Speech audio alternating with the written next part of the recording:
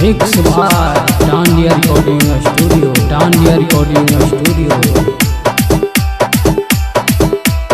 गलत बात आगे कल जुग देखा हो भैया, कैसन समैया हो। आगे कल जुग देखा हो भैया, कैसन समैया हो। मौसी से शादी रचल कई बेटवा, ओकरे बनल कई कन्हैया हो।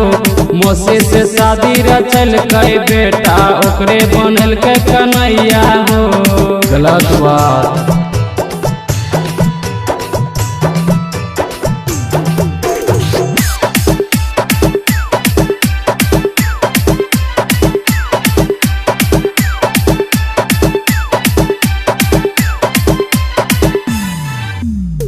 बेटा बनल बाप के साढ़ू, मैया बहनिए के सास हो। बेटा बनल बाप के साढ़ू, मैया बहनिए के सास हो। गलत बात नाना बनल नाती के ससुर, नानी बनल सास हो। नाना बनल नाती के ससुर, नानी बनल सास हो। नाना बनल ससुर हो, बाप के बनल साढ़ू हो। मामू घर ससुरार हो, मामू घर ससुरार हो। मौसी से शादी रचल कई बेटा, ओकरे बनल कई कन्हैया हो। मौसी से शादी रचल कई बेटवा, ओकरे बनल कई कन्हैया हो। गलत बात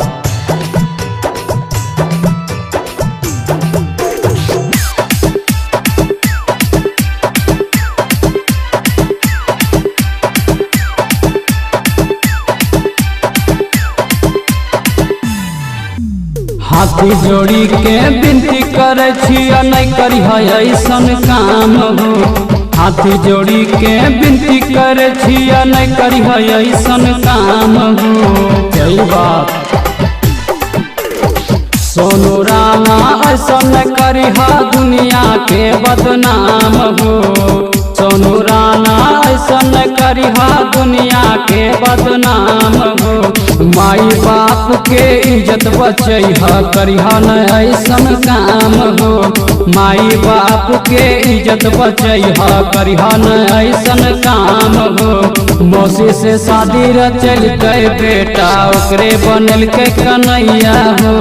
मौसी से शादी रचल कई बेटवा, ओकरे बनल के कन्हैया हो।